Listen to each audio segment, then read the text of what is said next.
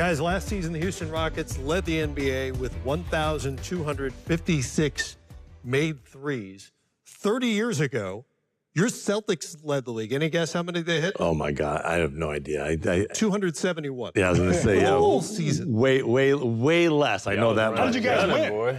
Yeah, we punch it inside. We got 3 points the old-fashioned way. Go to work on you, get fouled, and go to the line. Yeah. So we obviously that's been Yeah. the thing the last few years, positionless basketball, pace and space.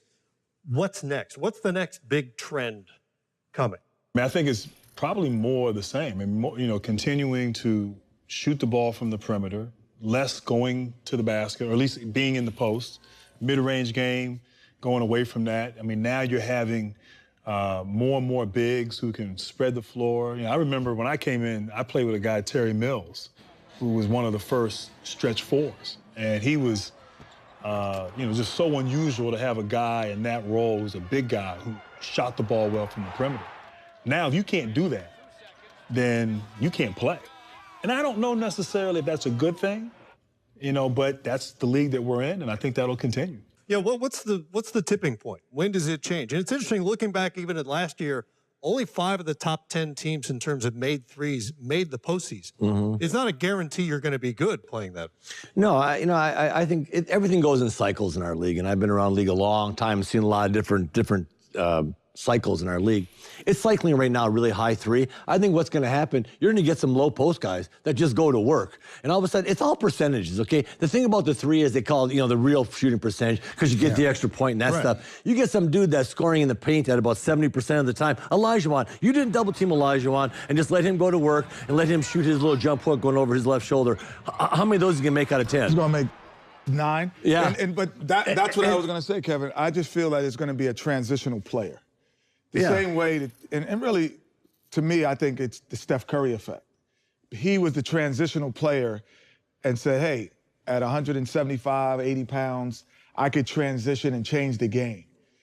There's going to be a Shaquille O'Neal type. There's going to be a Hakeem Olajuwon, a Kevin McHale type that says, yeah, if you get 10 shots, I will make 8 out of 10 from inside. So now I will change the dynamic of the game. I won't make 6 out of 10 and give you 12 points and you make 4 out of 10 and get the same. No, I'm going to make 8.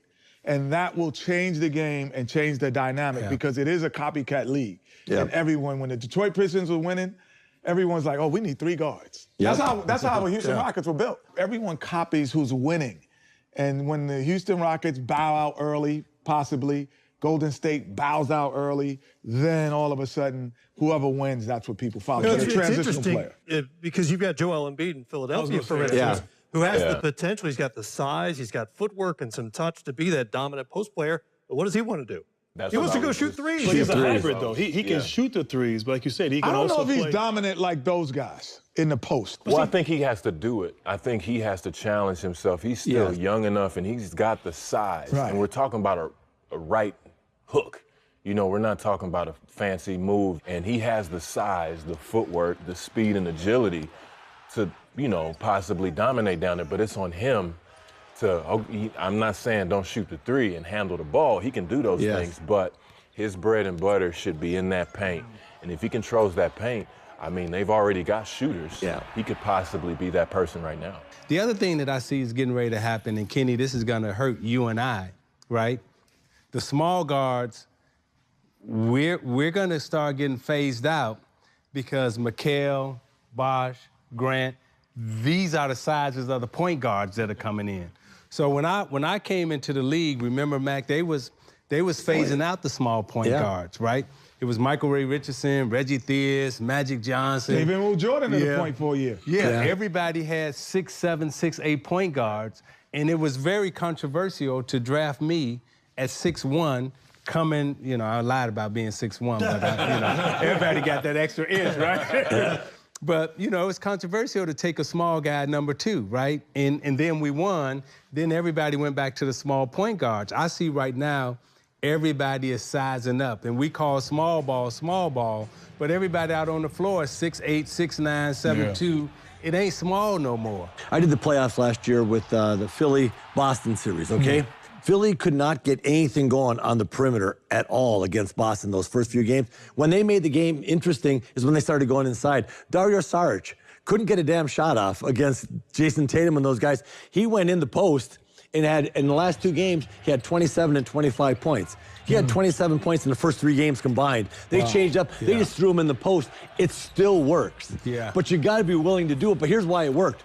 Because he couldn't get a damn shot off against Brown, Smart. And I'm telling you right now, they were just up in his grill. It's going to change with somebody like an Embiid, or someone's going to get the flow going in the other direction with a little bit bigger players. One of the things, though, you talk about having that transformational player, and I think Embiid could do that. He's not a Shaq, but I think in this modern game, he could dominate inside. But to your point, he doesn't want to. And I think you have a generation of young people now, big guys. They're not working on their hook shots and their post moves. They want to handle the ball like Isaiah Thomas, like Kenny Smith. You know, they want to do things on the like. That's the game. That's what they're seeing. That's what they're trying to be. Kevin Durant, 6'11". Man, if I'm a 6'10", 6'11" kid now, I want to do that.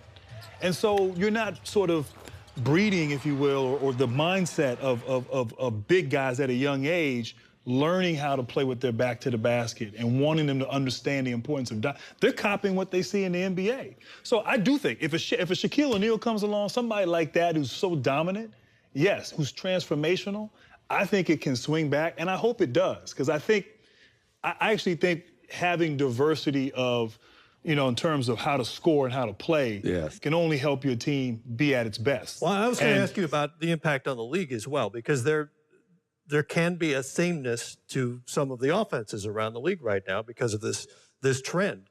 Is there a tipping point in terms of this number of threes per game is just too many from a stylistic point of view? Well, I mean, my thing is I don't think it necessarily. I don't think you have to be inside out necessarily, but I think mid-range. I think being able to, you know, score at the free throw line, get to the paint, get to the rim. You know, have more balance in that regard. When you have a guy like Durant who can go get you a basket, can get to the line, can hit mid-range shots, now that's harder to guard. You ever go in certain neighborhoods and all the houses look the same? That's what it's starting to look like to me. Like every player skill set is the same. There is no diversity of skill set. Like, I can shoot the 3 or I can run for a dunk.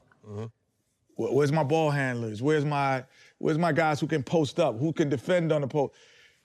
It looks like a neighborhood that's built the same, and I think that's where the league will change, because I don't think that's good for the league where everything looks the same. I think, you know, with the record that the Rockets set, that couldn't help them in Game 7 in their building. You missed know. 27 in a row. Right. You missed 27 in a row. Like Grant was saying, having that balance, you got to have some kind of balance. Just because it's run and gun and just because the Warriors are shooting threes, they carve you up on the inside and in the paint. Nobody talks about that. But with that said, you have to have a balance to the game. Basketball is basketball. You still got the post, you've got the elbow, you've got threes, you've got point guards, shooting guards, even in this positionless form, but you can't rely on just one thing.